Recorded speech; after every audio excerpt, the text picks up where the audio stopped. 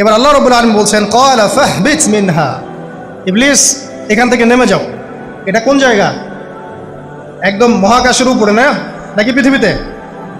এটা 7 আসমানের উপরের ঘটনা। ইতিহাস শুরু হয়েছে মহাবিশ্বে। মানুষের অস্তিত্বও ছিল না, এমন একটা সময় চলে গেছে। মহাবিশ্বে কোটি কোটি বছর চলে গেছে যখন মানুষ বলতে কিচ্ছু ছিল না। ছিল না।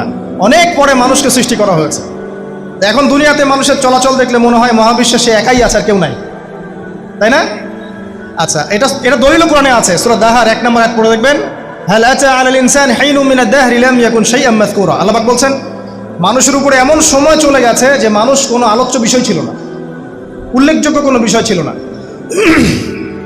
তো সভ্যতার শুরুর ঘটনা হচ্ছে এটা, মানে মানব সভ্যতার একদম শুরুর শেকড়ের ঘটনা হচ্ছে এটা। একদম শুরুর চেতনা, শুরুর সংস্কৃতি শুরু হচ্ছে এখান থেকে। এবার ইবলিস বলছে আমি সিজদা করব না, বিকজ আমি তার চেয়ে সুপিরিয়র। আপনি তাকে সৃষ্টি করেছেন মাটি দিয়ে, আমাকে সৃষ্টি করেছেন আগুন দিয়ে, আমি তাকে সিজদা করব না। সে আল্লাহ পাকের আদেশ লঙ্ঘনই করলো না, বরং আল্লাহকে উল্টা একটা যুক্তি দেখালো যে আপনি ভুল, আমি ঠিক। নাউজুবিল্লাহ, আপনি আমাকে আদমকে সিজদা করতে বলছেন, এটাই ভুল, বরং উচিত হচ্ছে ও আমাকে সিজদা করবে। নাউজুবিল্লাহ। তো সে কিন্তু আবা ওয়াস্তাকবার, সে উদ্ধত হলো এবং অহংকারও প্রদর্শন করলো। আল্লাহ পাক বলছেন ক্বালা ফাহবিত মিনহা, এখন এখান থেকে নেমে যাও। এই জান্নাতি বলেন আর ওই ঊর্ধ্ব জগতি বলেন, সেখান থেকে তোমরা নেমে যাও, এখন তুমি নেমে যাও।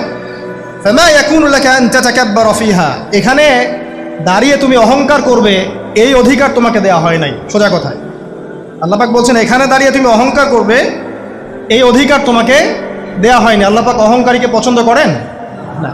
অহংকারীদেরকে আল্লাহ পাক কিয়ামতের মাঠে পিঁপড়ার মতো উঠাবেন। তাদের আকৃতি মানুষের সমানও হবে না, ছোট ছোট কালো পিঁপড়ার মতো হবে এবং অন্ধকার ওদেরকে ঢেকে নিবে। তো আমাদের মনে যাদের অহংকার আছে, আল্লাহর রাস্তায় অহংকার ছেড়ে দেই। অহংকার ইলমেরও থাকতে পারে। একজনের অনেক বড় ইলমি ডিগ্রি সার্টিফিকেট আছে, অমুক ফারেক তমুক ফারেক, অমুক মুহাদ্দিস অমুক মুফাসসির, ডাবল ডিগ্রি, এটার অহংকার থাকতে পারে, ঠিক আছে? আবার অনেকের টাকা পয়সার অহংকার থাকে, অনেকের ক্ষমতার অহংকার থাকে, আবার এখনকার মেয়েদের সৌন্দর্যের অহংকার থাকে, থাকে না? এক এক মানুষের এক একটা অহংকার। অহংকারের ডেফিনেশনটা কি? একজন সাহাবী নবী সাল্লাল্লাহু আলাইহি ওয়াসাল্লামকে বলছেন, ইয়া রাসূলুল্লাহ, আমি পছন্দ করি আমার গায়ের পোশাকটা সুন্দর হোক, আমার জুতা সুন্দর হোক, ঠিক আছে, আমার সুগন্ধি ভালো হোক, দামি হোক। এটা কি অহংকারের পরিচয়? নবী সাল্লাল্লাহু আলাইহি ওয়াসাল্লাম বলছেন না, এটা অহংকারের পরিচয় নয়। বরং অহংকারের পরিচয় হচ্ছে অন্য মানুষকে তুচ্ছ তাচ্ছিল্য করা, 1, আর 2 হচ্ছে সত্যকে প্রত্যাখ্যান করা।